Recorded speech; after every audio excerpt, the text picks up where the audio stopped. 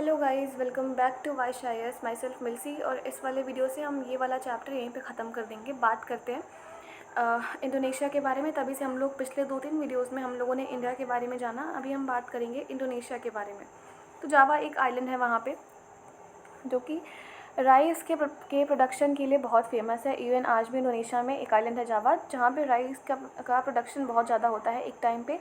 ये जो जितना भी जावा वाला एरिया है, ये फॉरेस्ट के थ्रू कवर था। ठीक है, फॉरेस्ट वहाँ पे बस था और कुछ भी नहीं था। जो कॉलोनियल पावर है इंडोनेशिया में, वो डच थे। क्यों डच तो यहाँ पे भी आए थे, वहाँ क्यों चले गए? जो कुछ भी चीज़ें थी, आपको हमारी स्पेक्ट्रम मॉडर्न हिस्ट्री वाला जो प्लेलिस्ट है, आपको वो देख के पता चल जाएगा। जो चीज़ें यहाँ पे ब्रिटिशर्स ने करी थी, फॉरेस्ट लॉज को लेकर के, फॉरेस्ट कंट्रोल को लेकर के, जो भी बोल सकते हो आप, वही चीज़ें इंडोनेशिया में भी करी गई डच के थ्रू। ठीक है, अब इंडोनेशिया में जो जावा है, वहाँ पे जो डचेस थे ना, डच पीपल जो थे, डच कंपनी जो थी, उन्होंने फॉरेस्ट मैनेजमेंट करना स्टार्ट करा। जैसे कि ब्रिटिशर्स ने इंडिया में करा था, उनको टिम्बर चाहिए था। ठीक है, वैसे ही जावा से भी इनको टिम्बर चाहिए था शिप्स वगैरह को बिल्ड करने के लिए, बनाने के लिए। 1600 में आप देखोगे जो जावा का पॉपुलेशन है, वो मतलब एक एस्टिमेट के तौर पे एस्टिमेट करा गया। तो 1600 में जो जावा का पॉपुलेशन है वो 3.4 मिलियन था। बहुत सारे ऐसे विलेजेस थे वहाँ पे जहाँ पे फर्टाइल प्लेन्स था, लेकिन वहीं पे जावा में कुछ ऐसे भी ग्रुप्स रहते थे जो माउंटेन्स पे रहना पसंद करते थे, just because of their profession. क्योंकि या तो वो लोग शिफ्टिंग कल्टिवेशन प्रैक्टिस करते थे, या फिर वो लोग नोमैड्स थे। ठीक है, अभी ना कुछ वुड कटर्स के बारे में बात कर लेते हैं। कलंग्स ऑफ जावा, ये देखो, एक फॉरेस्ट कटर्स और शिफ्टिंग कल्टीवेटर्स की एक कम्युनिटी है, कलंग्स ऑफ जावा। थोड़ा सा इसके बारे में जानते हैं। देखो, ये कहानी बस इतनी सी है कि जो डच थे वो चाहते थे फॉरेस्ट एरिया पे कंट्रोल करना। ठीक है, बट उनके लिए थोड़ा सा ये डिफ़िकल्ट हो रहा था। क्यों? क्योंकि उनको फॉरेस्ट एरिया पे कंट्रोल बेसिकली क्यों करना था? पहले तो अभी मैंने बताया कि उनके शीप्स वगैरह को बिल्ड करने के लिए, फिर अगेन किंग का जो पैलेस है उसको बिल्ड करने के लिए।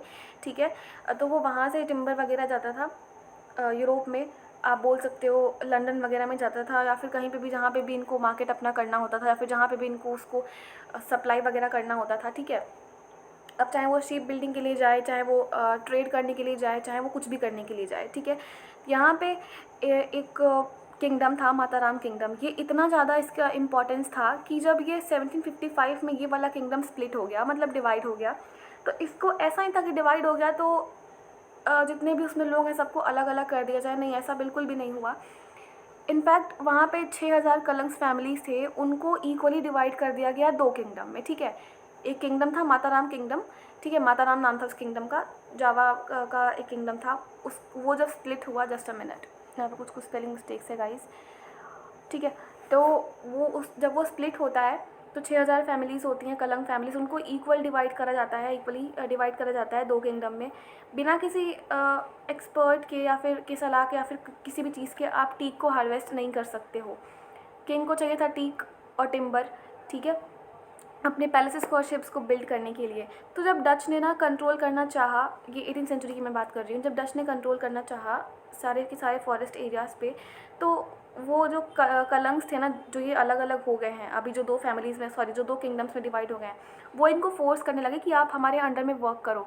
कुछ टाइम तक ये ठीक रहा, बट 1770 में आप देखोगे जो कलंग्स थे उन्होंने रेबल कर दिया। उन्होंने बेसिकली इसके खिलाफ एक इनका फोर्ट था जोआना में, वहाँ पे अटैक कर दिया। और बट देखो, कितना भी आप अटैक कर लो, होगे तो कमी पॉपुलेशन में ना, आपसे ज़्यादा और आपसे ताकतवर तो वो कंपनी वाले हैं, कॉलोनियल वाले हैं, तो ऑब्वियसली बात है वो ही जीतेंगे।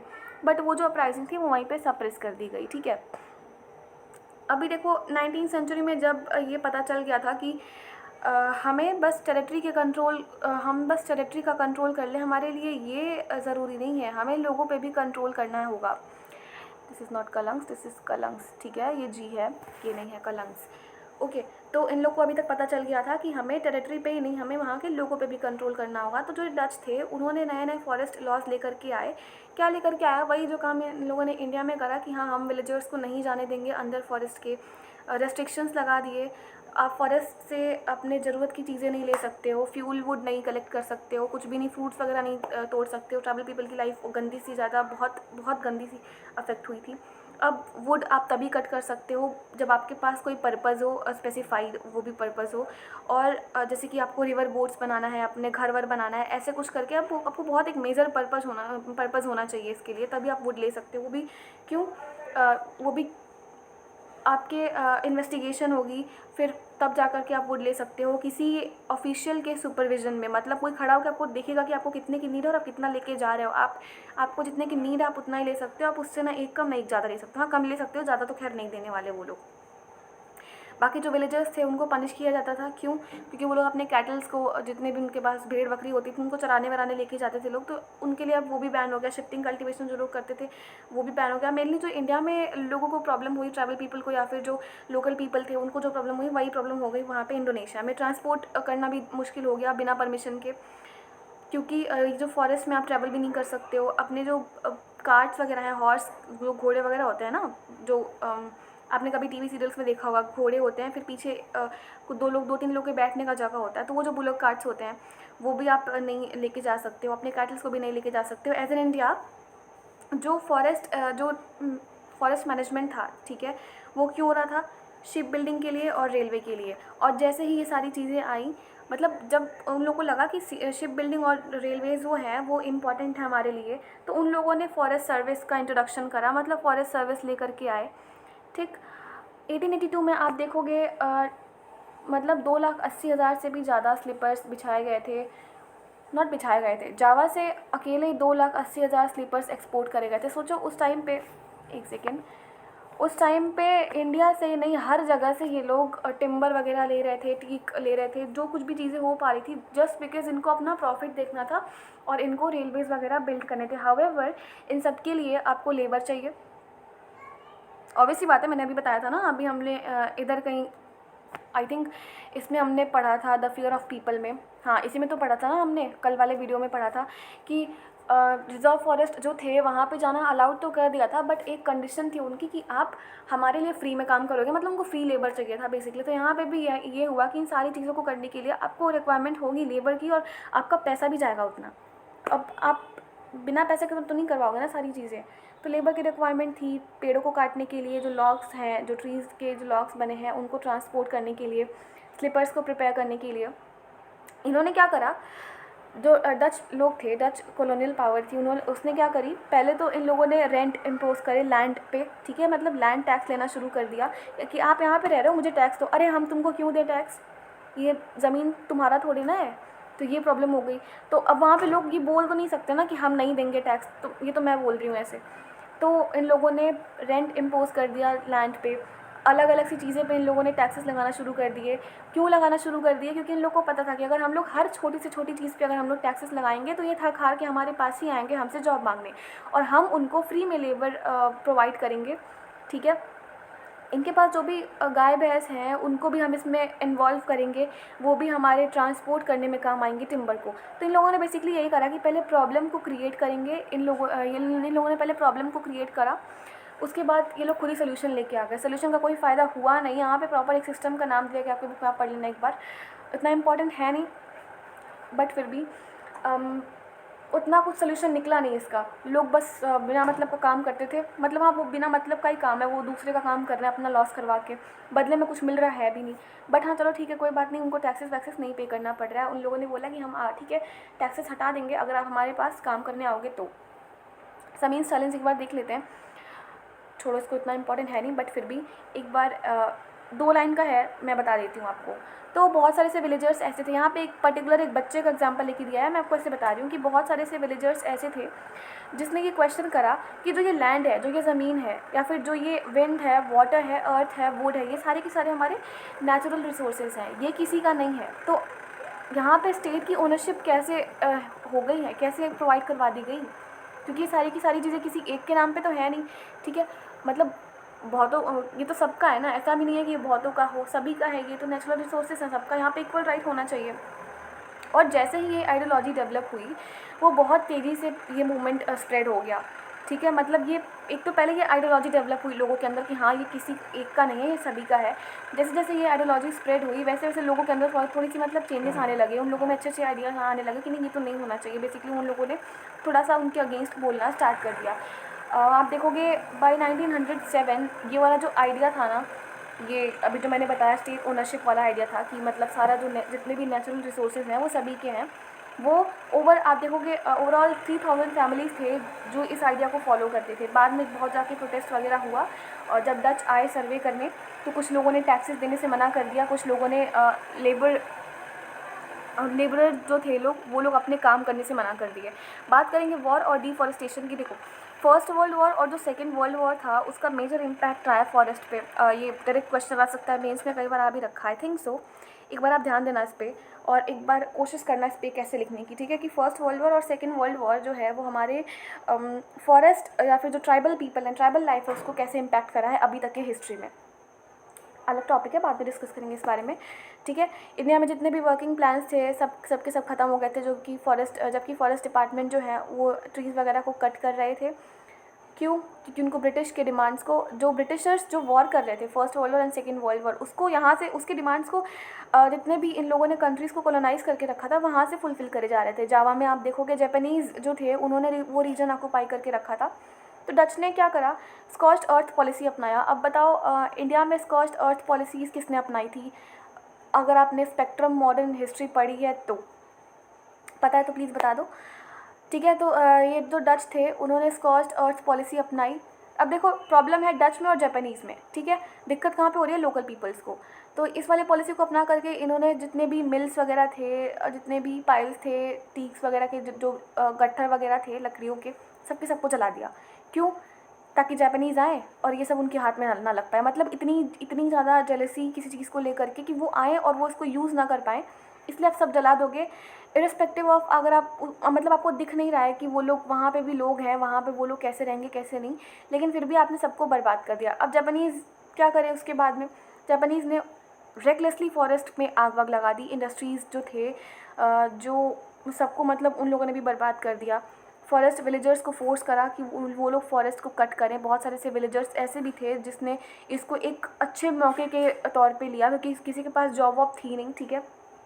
तो बहुत सारे से विलेजर्स ऐसे थे जिनको ये लग रहा था कि चलो ठीक है, ये तो बोल रहे हैं हमें फॉरेस्ट कट करने के लिए, हम तो कट कर देंगे, इनको भी दे देंगे और हमारा भी बेनिफिट हो जाएगा। क्यों? क्योंकि हम फॉरेस्ट कट करेंगे, अपना कल्टीवेशन अपना कर लेंगे वहाँ पे, ठीक है। तो ये लोग अपने बारे में ही सोच रहे थे। ऑब्वियस सी बात है, कोई भी सोचेगा।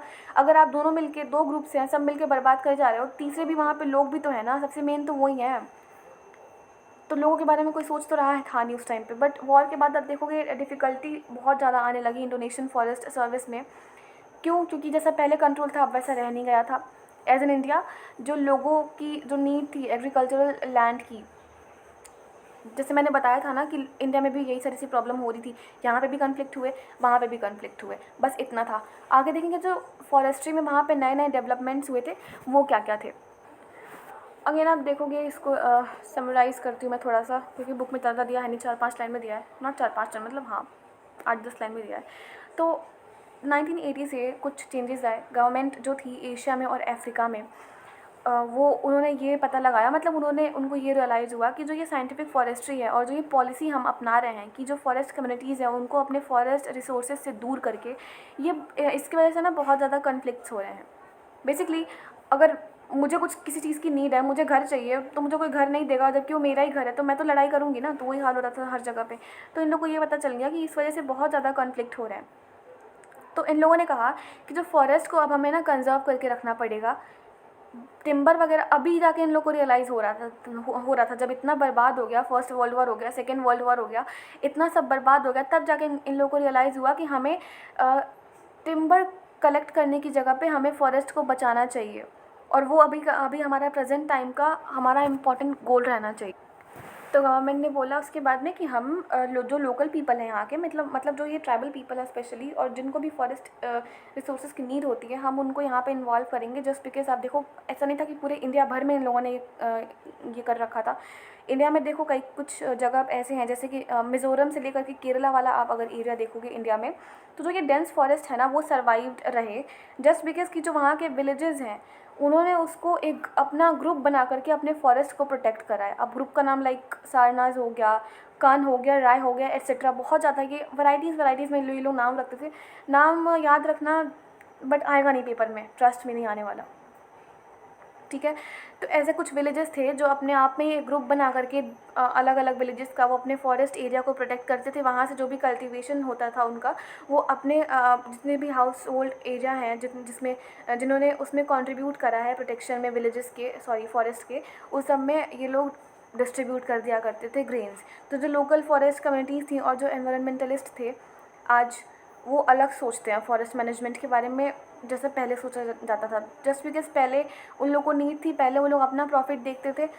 आज हमें अपना प्रॉफिट नहीं देखना चाहिए। इवन आज भी ज़्यादा पेड़ वेड़ नहीं काटना चाहिए, क्योंकि बहुत सारे से नुकसान हो सकते हैं आगे जा कर के, इन फ्यूचर अभी भी हो रहे हैं बहुत सारे से नुकसान। विलेजेस में अभी तक तो ठीक है सारे के सारे कंडीशंस, बट हाँ मैंने खुद भी देखे हैं बहुत सारे से ट्रीज़ कट होते हैं जस्ट बिकॉज़ अपने डेवलपमेंट के लिए। तो आज भी वही हो रहा है, बट हाँ कोई बात नहीं है, अपना है तो क्या ही हो सकता है। पहले भी अपना था, आज भी अपना है, बट ऐसा नहीं करना चाहिए, ट्रीज़ वगैरह को कट नहीं करना चाहिए। ठीक है, सो ये वाला चैप्टर यहीं पे एंड करते हैं। ये चैप्टर ख़त्म हो गया यहाँ पे। और इस चैप्टर को एंड करने से पहले, वीडियो को एंड करने से पहले एक इम्पॉर्टेंट इन्फॉर्मेशन एज़ यूजुअल कि जो भी एस्पिरेंट सीरियस होकर के यूपीएससी की प्रिपरेशन करना चाहते हैं, या फिर जो भी एक सीरियस एस्पिरेंट हैं और सच में यूपीएससी क्रैक करना चाहते हैं, वो यहाँ पे दिए गए व्हाट्सएप नंबर पे हमारे वाइस सर को कांटेक्ट कर सकते हैं। सी नो मैटर व्हाट आप कब से प्रिपेयर कर रहे हो, कब से नहीं, एक बार सर को कांटेक्ट कर लो, हमारे चैनल को सब्सक्राइब कर दो, बेल आइकन प्रेस कर देना, कमेंट्स करो बहुत सारे से, लाइक भी कर दो, क्योंकि एनसीईआरटी के वीडियोस कोई नहीं देखता है, मुझे अच्छे से पता है। जब तक 11th-12th नहीं आएगा कोई देखेगा भी नहीं, ये भी अच्छे से पता है। बट मुझे ये भी पता है कि घूम फिर के आओगे इसी वाले वीडियो पे, ठीक है। सो इस बार का जो प्रीलिम्स था वहाँ की उसकी डिफ़िकल्टी लेवल बहुत ज़्यादा हाई थी, और हमारे वाइस आईएएस के बहुत सारे स्टूडेंट्स ने 90+ स्कोर करा है। अगर आपको बिलीव नहीं है तो आप सर के इंस्टाग्राम हैंडल पे जा सकते हो, सर को आप मैसेज कर सकते हो, यहाँ पे कोई भी फेक बातें नहीं हो रही हैं, ठीक है। सो एग्ज़ाम का लेवल बढ़ता जा रहा है। सॉरी अब गाइस, लेट नहीं करो, सर को कांटेक्ट कर लो। कोई भी ग्रुप्स वगैरह कुछ नहीं बना हुआ है, सर की पर्सनल मेंटरशिप प्रोवाइड कराई जाती है और सर खुद ही रिप्लाई करते हैं सारे के सारे स्टूडेंट्स का। So thank you very much, have a great day ahead guys.